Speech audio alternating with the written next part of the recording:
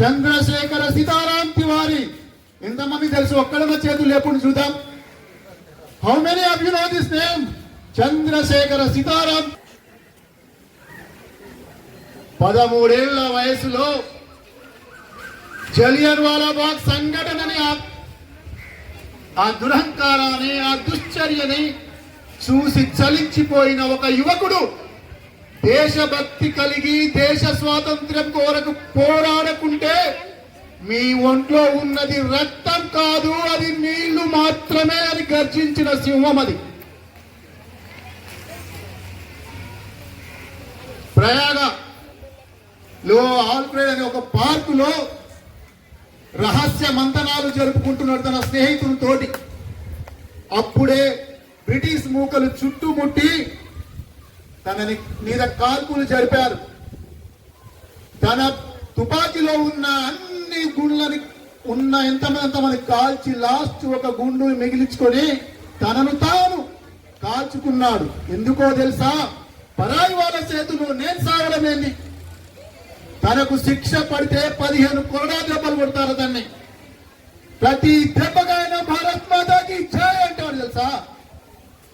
ప్రతి దెబ్బకి భారత్ మాతాకి జై అంటారు తెలుసా?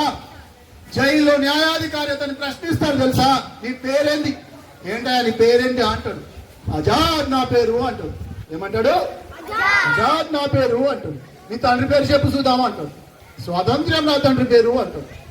ఏం పేరు? స్వాతంత్ర్యం నా తండ్రి పేరు అంటాడు. మరి నువ్వు ఎక్కడ ఉంటావా? ఎక్కడ ఉంటావు నువ్వు అంటే నా నివాసం జైలు అంటాడు. ఎక్కడ ఆయన నివాసం? జైలు. ఇప్పుడన్నా ఏమైనా స్ట్రైక్ అయిందా మీ బ్రెయిన్ లో? ఎవరైనా చంద్రశేఖర్ ఆజాద్ అంటాం. ఆజాద్ అనే పేరుకున్న అర్థం ఏంటో తెలుసా? స్వేచ్ఛ. స్వేచ్ఛ.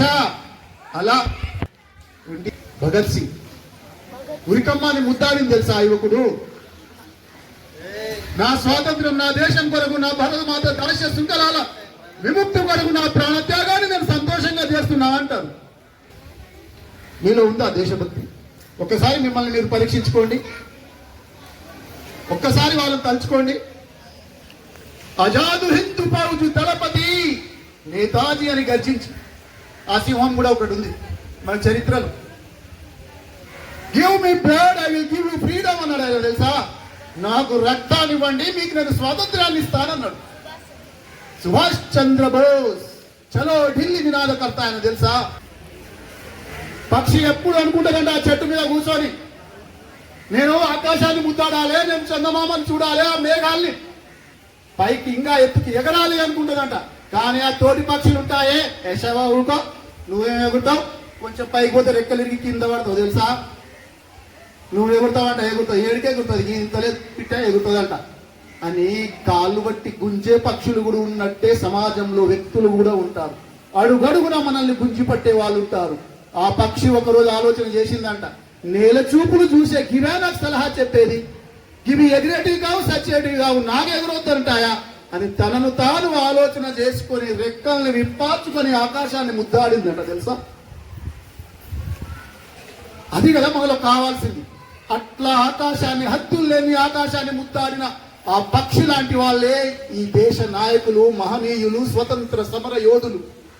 వారి అడుగుజాడల్లో నడవాల్సిన బాధ్యత మన మీద ఉంది. ఈ దేశ గొప్పతనాన్ని కాపాడాల్సిన బాధ్యత మన మీద ఉంది. ఈ దేశ సార్వభౌమాధికారాన్ని రక్షించాల్సిన బాధ్యత మన మీద ఉంది. ఎందుకంటే మీరు మళ్ళీ నినాదం ఇచ్చుకుంటూ వెళ్ళారు, నేటి బాలలు రేపటి భావి భారత పౌరులు, భరత మాత బిడ్డలం భావి భారత పౌరులమని.